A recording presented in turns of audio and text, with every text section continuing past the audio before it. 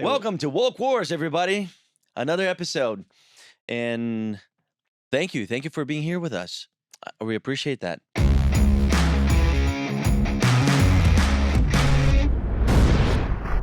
Let's watch a video. We have some queued up. We have segments now. Yes, exactly. We want to keep it nice, short, and to the point. Cool. So we don't know what's coming. We're just gonna watch it. This is I think it's a short. Okay. All right. Oh, look who it is. Ooh.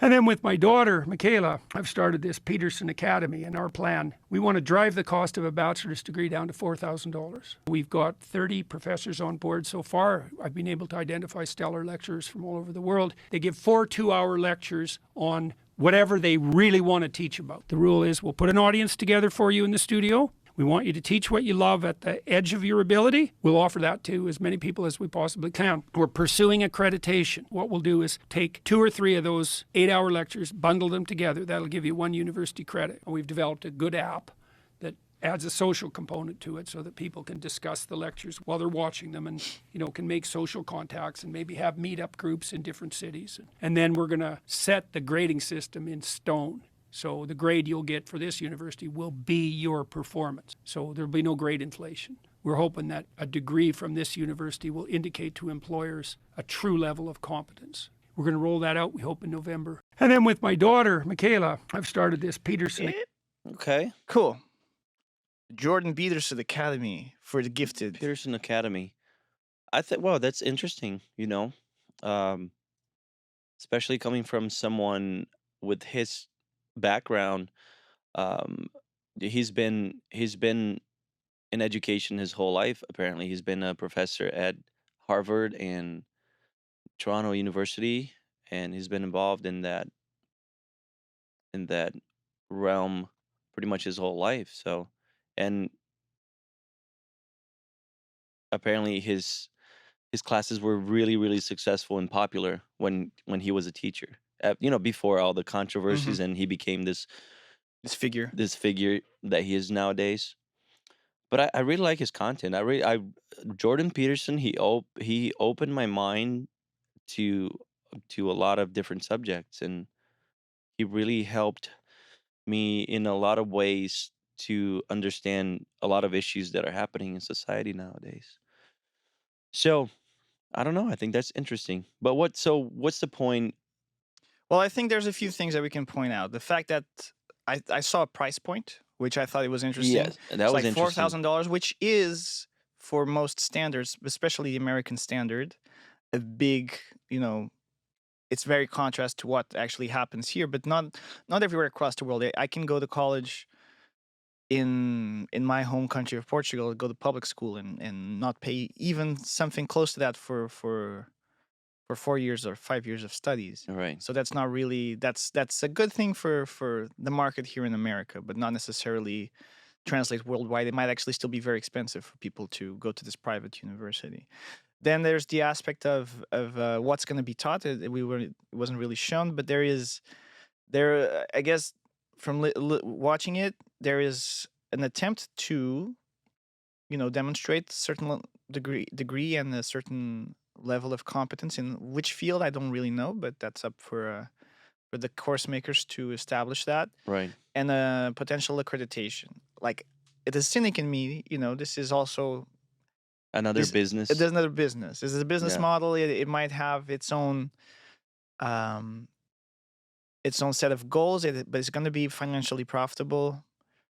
Or maybe it's not. It's going to be a non-profit, pro bono situation. They're just going to operate at the net zero, but then it becomes you didn't say it, but it's known that Jordan Peterson is a polarizing figure. A lot of people do not like what he's saying.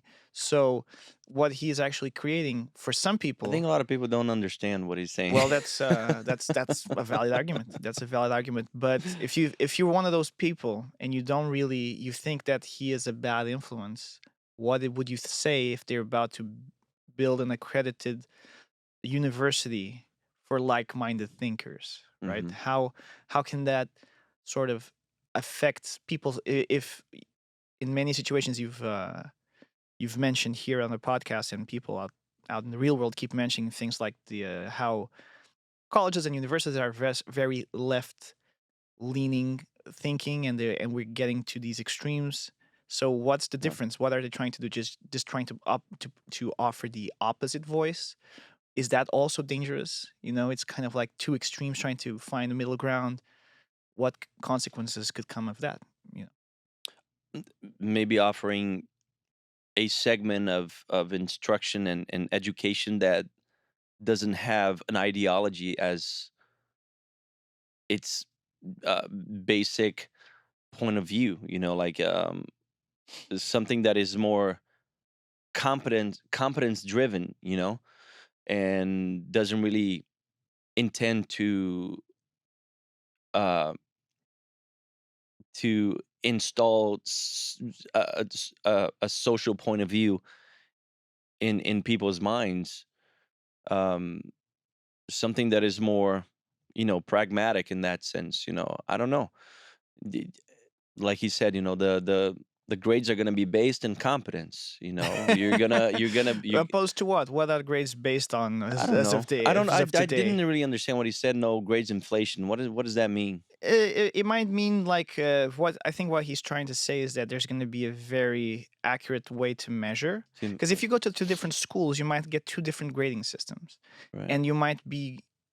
I saw this happen. There was a very very famous high school in Portugal that was a pay to play in the sense that there was no real grading. You would go to the private school. The private school would give you your exam results. You would grade amazingly at the school, and then you would have to do your SATs, and you would tank the SATs because you're not really learning anything. You're just Right. getting the answers. And so that creates, oh, you're at this private school that everybody knows. It's an open secret that you get the grades there because you want to raise your average, but Yeah. your average has to go halved with the SAT, which is the national exam in other countries or whatever. That is a national exam to sort of like gauge everybody by the same standard, because every school standard is subjective. I went to like a high what's it called, high performance school. The grades were actually deflated. It was harder to rank in the top if rather than going to public school. In public school, the evaluation was more fair with the standard of the government. So if you wanted to make sure that you would, by the same effort, you would grade better, you Okay. might go to a public school. But if you want to, Oh, no grades inflation. I understand now. okay, Okay. sorry, that was a long explanation for No, no, like no. I no, but I know what you're saying. Yeah. Mhm. Yes. Yeah. I mean, my question is, how much credibility are people gonna have That's a after great question. they finish the Peterson Academy course? For the gifted. You know, I don't know, but I believe in his ability to gather really good and competent scholars. I feel like he's very well connected in that sense, and if he can bring really competent people that really know how to teach, and depending on the courses that he's offering, I think the results are gonna speak. The results are gonna speak for themselves. But For itself, mm. and if people are competent, are coming out of that academy as competent, very competent professionals, then I feel like the success is inevitable. Because that's the thing, and that's one thing that he really he talks about a lot is um, whether human relationships are predicated in power or competence in society, and he talks about competence and not power. And that's one of his main disagreements with the postmodernist types and the social justice warriors, how he calls it, and more left leaning mentality. Because they believe that all relationships are predicated in power. One group exerts power over another, and he doesn't believe that. He Mm. believes that that happens when there's a certain level of corruption involved in human relationship, and then one person will, or one group will exert power over another, and that's how the interaction is going to go all the time. He doesn't believe that. Um, that's the natural driven force, you know. I find that so weird. And Even taking other of his arguments, how that could be his stance. he talks about competence, you know. Um, But one of the things that he says, which is very interesting, and this is a small little sidetrack, is like when we're talking about men and being men in relationships, and he says that 5 or 10% of men have access to 80% of women, right? mm. So there is no amount of competence that these people have earned in the fact of being men. You know, that's not the reason why these people have this access. It's because of totally different metrics that can be very well perceived by creating dynamics of power, because you have power over the other person's wants and needs But is it? just by existing, because you kind of won a, let's say, a genetic lottery. And I feel like that taking power back, it's kind of like how what organizes society Yeah, at different levels. You know what I'm but you saying? think well,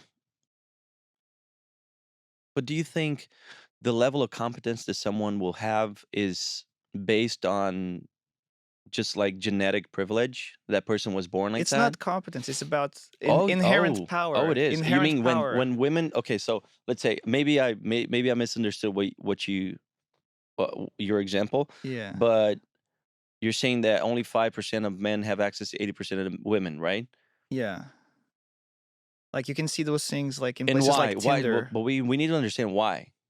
The why is because Yeah, there's an appeal. Like it's nothing that these people are doing. It's just the thing who just they because they are. are like good looking They're good looking. They're or strong. rich. It's yeah. Whatever metric you value as a female that you're looking for a male partner, you will, especially in the early stages of life, where these things kind of play a lot bigger roles, and those dynamics of power are just there. It's not that they're just there. Like these infatuations exist and they are undeniable. Doesn't matter how they didn't really do anything to decide, oh, I'm gonna have power over these people. They just sort of do. It's kind of like a person who is nice and is always greeted in a nice way. It's not really about, you get what you put into the world, and this is kind of But how is that a dynamic of power, though? it's not, but What? How do you? it creates then it creates a problem with access, and people will try to solve the access problem by creating dynamics of power. So you're talking about a very successful man, Not necessarily, like, because this is I want to go back to the university because that's what the point of this, but I just right? wanted to make it I just don't think that those things can be reconciled. So I just find it interesting that he doesn't believe in relationships of power, but then he says that, 10, 15%, 5% of men have access to 80%. And when we say have access, it means it's like they they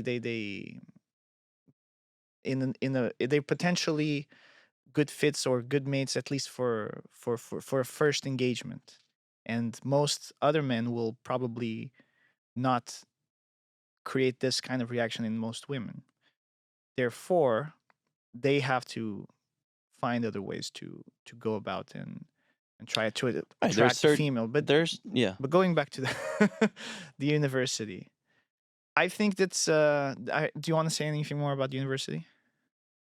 No, I think I'll check it out when it's Okay. out, So I immediately have and then I'll a have a sort better of opinion on it. I have a reservation about what was just spoken here, just simply because we're not really talking about STEM field research. We're not talking about somebody going to math degree. Oh, we went to Jordan Peterson Academy or whatever it's being called, and they're not going to be better mathematicians or coders. We're talking about certain soft skills that, or certain morality, or let's say ideology, because I'm not sure you can take out ideology out of anything, because everything is a sort of an ideology. It's just a matter of your ideology versus my ideology versus the other guy's ideology. It shouldn't be used as a pejorative term. It's But I simply think it's different. Ideas are different than ideology. no, not really. But the way people are using it these days, like you're idealistic because you're kind of indoctrinated, because you have dogmas, because there's things that you believe in that are um, very much part of your identity. But capitalism is an ideology, socialism is an ideology, Buddhism it's a religion, but it has an ideology Right. behind it. It has a philosophy. Like all these things are kind of um intertwined, but we use it like, oh, that we're tired of ideologies. What, like, it's like saying I'm tired of verbs. I'm tired of words. No, You I know what I'm understand what saying? you're saying. I think my So my it's just problem with it used. is when someone gets completely possessed by that Hmm. ideology. And 'cause I think it's valid if you want to take an element from this ideology and this ideology, and Right, exactly. and put it together and create your own sort of like lifestyle and Hmm. your own way to see things. Like, oh, I agree with this, I agree with that. From this ideology, I disagree with this. The problem, I feel like people become so possessed, and uh, that they create these restraints, like, and Hmm. and limitations. So I feel like ideologies do that to people. They create these limitations, Yeah, when you adhere to them, like and fundamentally, like a and it creates a sort fundamentalist. of like a tribalism, between Sure. people. If Yeah, you yeah. don't agree with all the elements that constitute my ideology, you're the enemy. Well, That's my problem with ideology, yeah. because I think they do that. But Well, if it's a you tribe that accepted this ideology as the truth, and all other ideologies are either inferior or rejected. right, Therefore, the tribes compete and they clash. That's what you're seeing, right? yeah, or a um uh a menace to my ideology's existence. Let's Hmm. say Right, right. your Because they cannot ideology coexist. is exactly because they cannot coexist. And I think that's BS. And it's happening nowadays. Yeah, yeah. We are polarized. Like, if it's not my way, It's the highway. your way cannot exist, and my way Yeah. can also exist. Those are irreconcilable. Irreconcilable. Right. So, so yeah, we are at this point where the flames are so stoked And that that's what ideologies do. yeah. But who's to say that the people who are going to come out of this academy, which I don't really think they're going to learn anything enough to go all the way. It doesn't sound like you can listen to 4 lectures and have here's a diploma times 30, which is times 30 teachers. Let's say you have to go into 2 lectures, so that's 60 lectures. Is that enough for like however many college credits you need to actually get an undergrad? At best, this would be a replacement for some liberal arts, because this is all it's going to probably be. It sounds to me like what people can do over a course of a video lecture or two is not going to be a lot more than civics education. You want to say, hey, I Right. want to build better humans, like you keep saying. Therefore, these should have these values. So we're going to try to bring these values and how to maybe use them in a professional working environment. So that's kind of like an add-on. It's kind of like when you have your Like an LinkedIn page. extension courses. When you have a LinkedIn page, what matters is like, do you know your technical field, and then you can add some of these extra soft skills like good interpersonal relationship or a great communicator. And it sounds to me like this proposal is going to fall more on that soft side, on the quote unquote soft sciences and more human liberal arts types, than actual, oh, we're going to be certified Jordan Peters certified. That doesn't really make me a coder, you know what I'm saying? Yeah. So that's how I hear it. No, But of course, we're not talking. We don't have any specifics. This is just an idea. I'm just right. imagining what really could come out of it, and maybe time will probably not maybe, most definitely prove me wrong in a certain way I think we're getting to a point where the educational system needs to change in America. in There's so America. many Yeah. educational systems. Yeah, And I'm talking about here. yeah.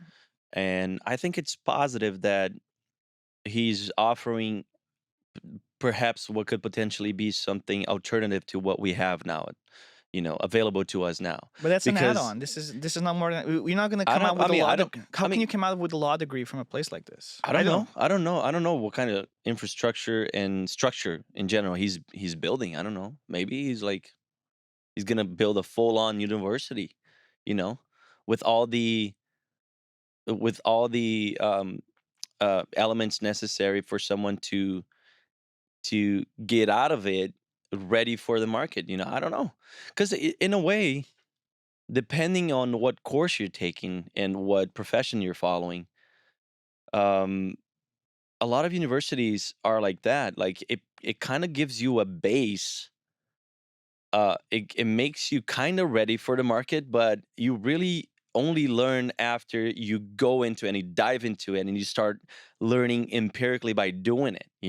Sure. It's different because I feel like a lot of segments and fields and like subjects or whatever, like um whatever you're studying, and striving to be, when you're going through university, there's a lot more theory than practice, Of course. unless you're going to You- med school, Or like like a my technical field, like you're going to become a plumber or a exactly. woodworker. You need to learn by doing. You need to see the problem in front of you. Yeah, but an You online know? course will be even less in that aspect. So, but Yeah. Anyway. So I don't know. So I don't know what kind of, like I said, what kind of structure he's creating. But if somehow he can offer all of the elements for you to, get your diploma and like, oh man, I'm ready and I'll be a competent worker. Just teach people how to do their taxes. That would be a great improvement in Taxes society University. in general. Yeah. So, but let us know what you think. Would They you don't guys teach you that in high school. They don't. Would you guys sign up for Jordan Peterson University? Would you like to get an undergrad? Would you tell people that you did? Let us know in the comments down below. What's up, Warriors? Thank you so much for watching until the end. Don't forget to hit that like button. We invite you to join the conversation by dropping a comment down below. And if you want to watch more videos like this, go ahead and click the links on the screen. We are now posting once a week, every Wednesday, so hit that subscribe button to make sure you don't miss out. And we'll see you on the next one.